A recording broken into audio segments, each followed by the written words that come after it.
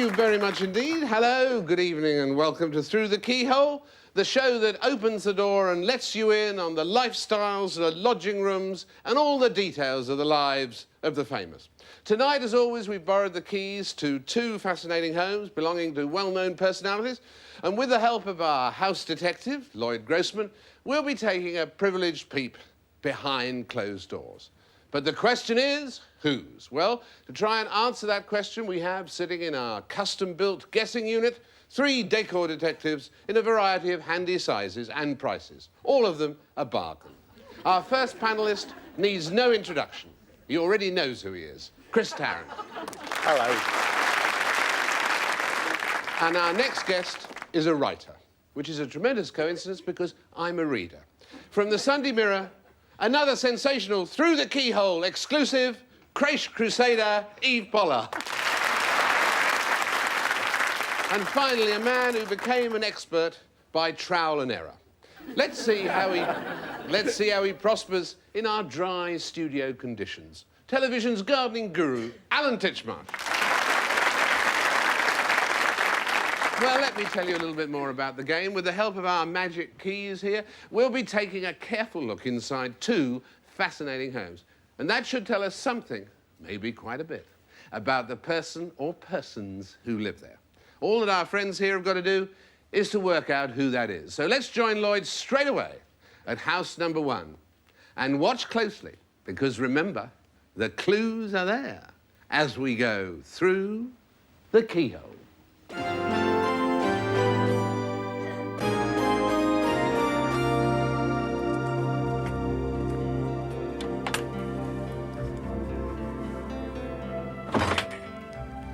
This house seems to belong to some fairly bookish people, because even in this tiny hallway, there's a bookcase, and it's full of what appears to be holiday reading, all those paperbacks that are ideal for the beach. These people certainly like traveling.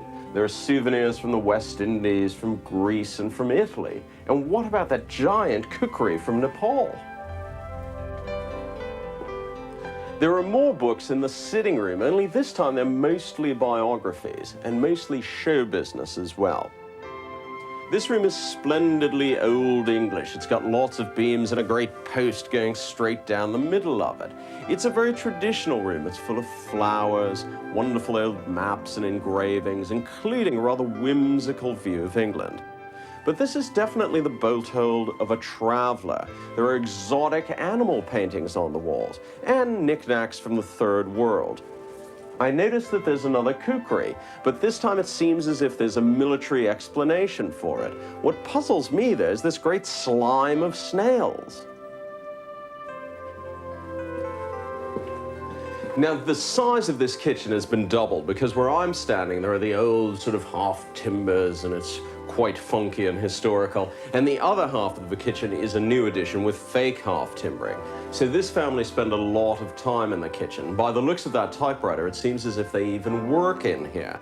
Someone here is a very precise cook. That's why we have a kitchen timer, a whole family of measuring cups, and a very sophisticated electronic scale. But those gadgets belie the whole feeling of this kitchen, which is very down to earth. It's almost like a French peasant kitchen. There's a cleaver hanging on the wall and a big bottle of wine vinegar and some very hefty pepper grinders. So these are people who love food. And they certainly give food an artistic touch. I mean, this basket of produce looks like a still life. There is a quirky sense of humor here. There are very funny little sculptures.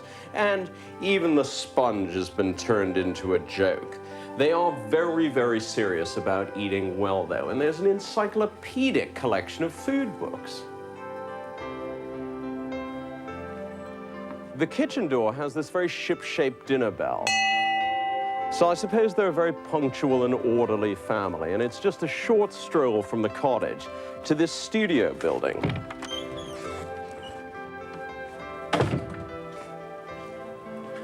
There are plenty of old books here in the studio and quite a bit more Gurkiana. I also noticed lots of quasi-anthropological bits and bobs, you know, bits of stone and wood. I think this is someone who likes fiddling with his hands and probably making things. Now, it would seem to me that this probably has more artistic than financial value. There's a good mix of books here, history, reference, and children's books. And someone likes gnawing an oxtail around here. Now, the real sort of working bit of the studio is very down to earth. It's artistic but unfussy. Let's look at the evidence. The crossed kukris, the family of snails, and the eternally pouring paint pot. Who lives in a house like this? David, it's over to you. Well, thank you very much indeed, Lloyd. They love feud, Lloyd says. Anyway, now for our home and studio audience, here's whose house it is.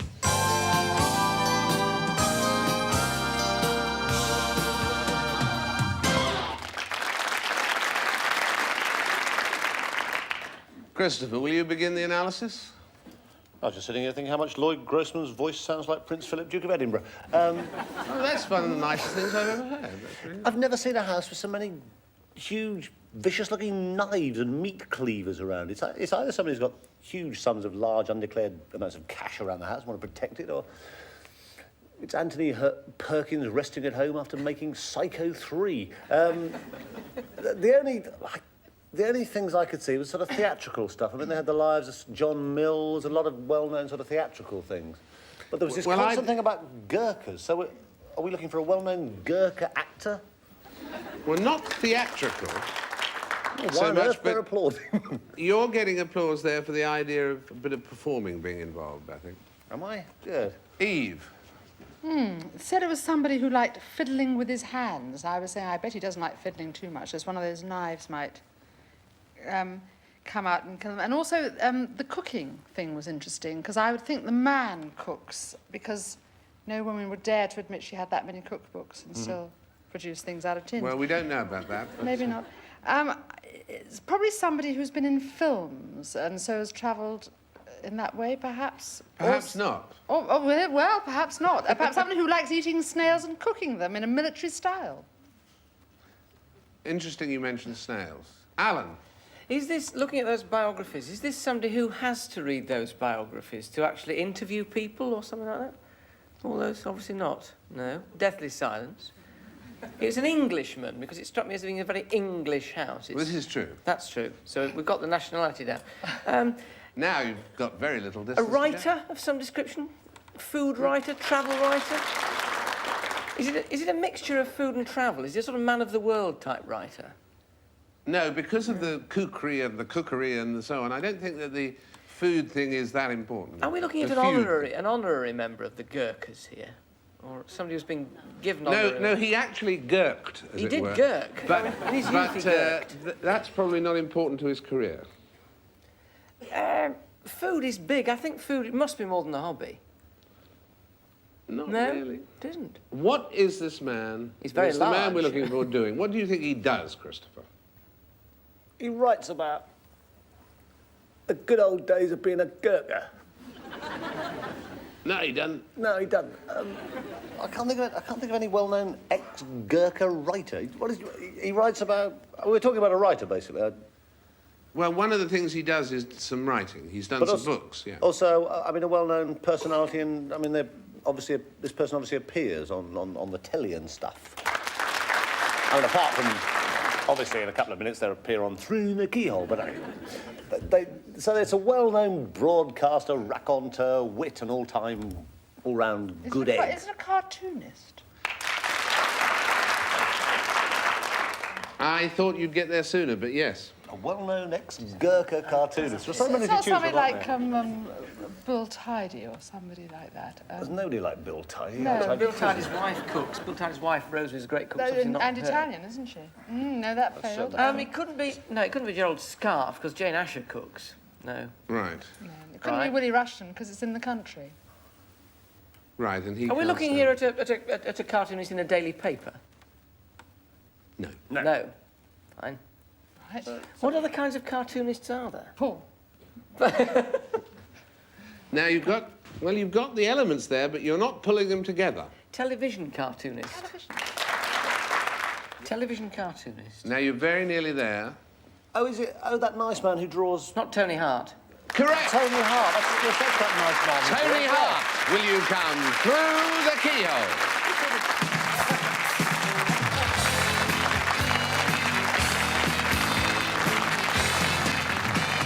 Hello, Tony. Well, they eventually put it together there, didn't they? They did. That's it, that nice man who draws. You should have done it quicker than that. I'm sorry. I didn't know you ate, Tony. I didn't know. Snails, yes.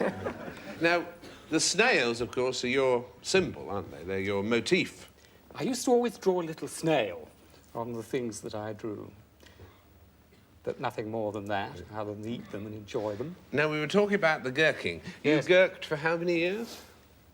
Well, 4 altogether. A year in England, and then I went to the Indian Military Academy, and then I joined the 1st Gurkha Rifles and was with them up until partition. There are amazing figures about 2 out of 3 children in Britain watching you at various times. What's been the most favourite character you've ever drawn or created? Well, I think probably the favourite one that I created is no longer seen. It was Packy, a little white elephant, long, long ago. And I really enjoyed that. After that, I just drew in a cartoon style for anybody who wanted anything going. I always found it more exciting and pleasurable in drawing funny drawings for serious books or serious enterprises, because one amusing drawing will put over much more than words, I think.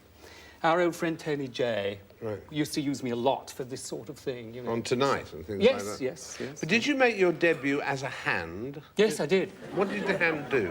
Well, it was dear Cliff Mitchellmore, years and years ago, when he was editing a quiz program called Playbox.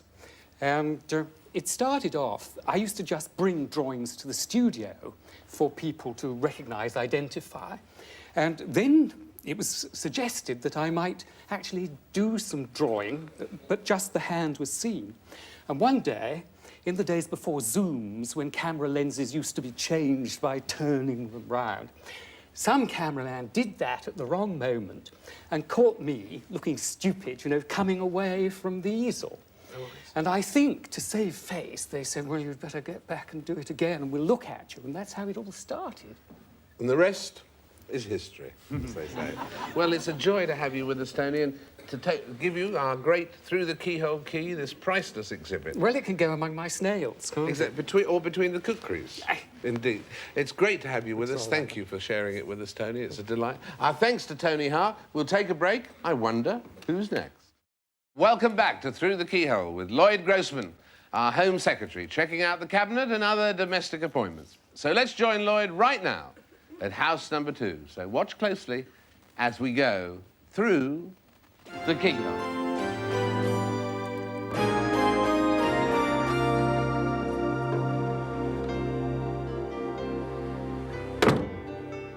This is quite a big hall, and it's got lots of doorways leading off of it. So this house must have a fairly bustling, busy, energetic atmosphere. Now, someone who lives here likes to play squash and likes to win. There are 3 pre-Raphaelite pictures on the wall, and that shows that in this household there is a romantic atmosphere and there's someone who likes the past. Well, looking at the books in this study, it appears that history is indeed a major preoccupation of this household, because we have the whole gamut of human experience here, from ancient history right up to modern. But there's a great concentration on the Great War and on the Second World War. It's not all seriousness here, though. I mean, I particularly like these bookends. Maybe a retired editor of The Sun lives here, who knows? Certainly this house is lived in by someone who works with words, maybe a professional writer.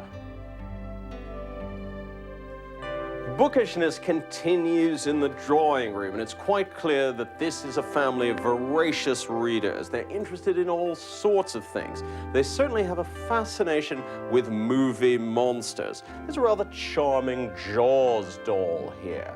But what's really obvious in this room is a passion for old flying machines. In fact, there are pictures of World War I aircraft all over this room. There's a wonderfully dramatic dogfight above the fireplace. So maybe a retired RAF pilot lives here. There's also a fine collection of intricate little models of World War I planes.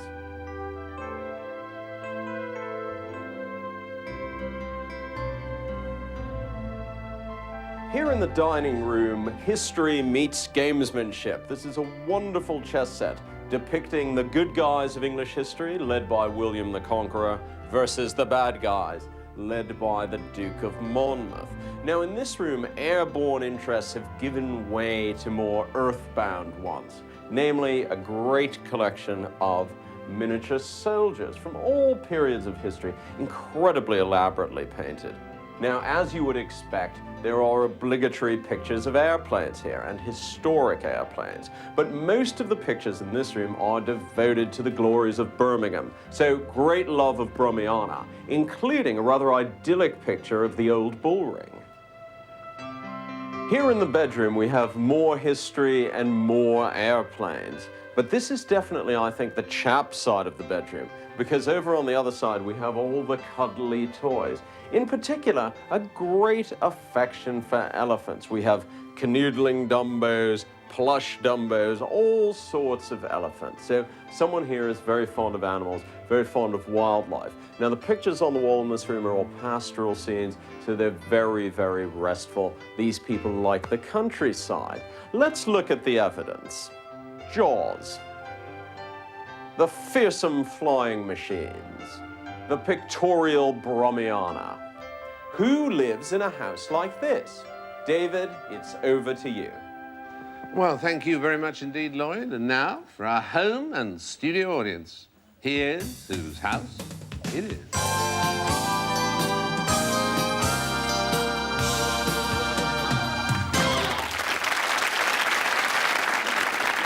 Well, Alan, you look as though you're bursting to begin. I'm bursting to go last, I tell you. The only thing I feel I can be fairly certain about is this is definitely a writer. No, it's not a writer. It's definitely not a writer. But there's something here. There's a great... It's all those books you see. Now, that strikes me as a... It looks like research material to me, all that... Well, I suppose... Kings and Queens of England. I suppose it could be. This person needs... Their fascination with flight... Is it to do with war? Does that sneak in anywhere? Military?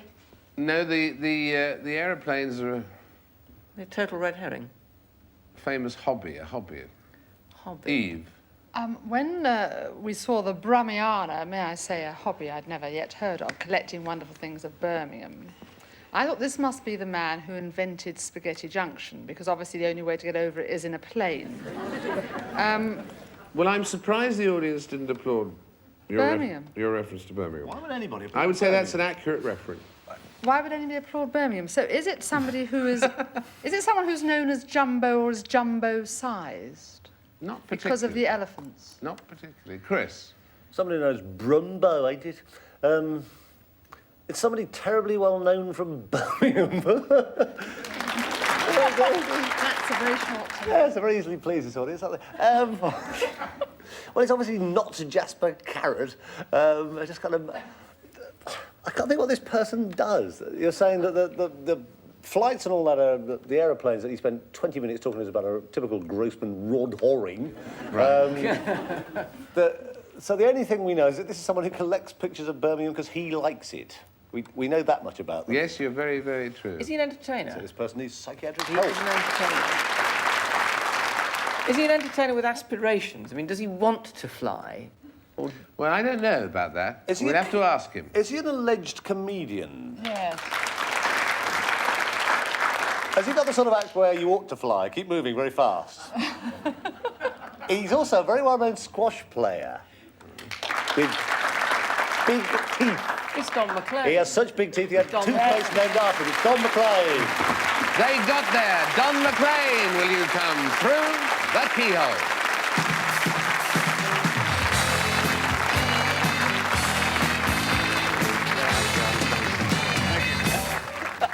Well, they got there. Well, I was with Titchmarsh on Wednesday. I can't think of anybody I know who comes from Birmingham, and I was with you up there on Wednesday. Well, where were we? We were in Birmingham, weren't we? We were indeed. And Chris, do you have links with this man? No, I've never seen him in my life, and I hope I never ever see him again. Thank you, David. He does have links with me, actually. I was his hairdresser. Yes, and I was just trying to... But what's all that stuff about the aeroplanes? That's a real Grossman, whatever, It's isn't it? not. And the books. Yeah, the We're books. very You can't suspicious read, about the MacLean. You books. can't read. Well, Come I've on. learned since I knew you, Chris. But you're mad about the aeroplane. Do you... Alan said this man wants to fly. Does this man want to fly? I do fly. I've got an You airplane. do? Yes. As well as collecting all those things, you've got your own aeroplane. Yeah, I've got a pilot's license and an aeroplane. I go flying off to different jobs, you know, when the weather's right. I mean, I'm probably Britain's worst pilot, actually. Really? Oh, yes. But then they say a good pilot is any pilot that has the same number of landings as takeoffs. So I qualify for that. You qualify for that, Yeah. that's good. And you're one of the few people we've ever had on this programme whose teeth are insured, or they have been insured, is that right? They were insured, yeah. How much? Well, they were insured for £10,000 against an accident while I was playing squash, because I played a lot of squash in those days. And the insurance company were quite safe, because a squash racket could pass in my mouth and out again without touching anything. No, really, it's very large. Right. And so that's how the insurance took place? Yeah, for squash. And how did you get started in all of this? Was it in Brum that you got started? What, you mean... In the business? I suppose it was, really, yeah. I mean, when I was at school, I was no good at anything else, so I decided to do that, you know. People would laugh anyway, so you might as well get on with it. And so the big break was what, at a holiday camp or something, wasn't it? Yes, holiday camps, but the main thing, really, was Crackerjack, if anybody can remember that. Crackerjack! Thank you. Thank you, kiddies, you're not getting a pencil.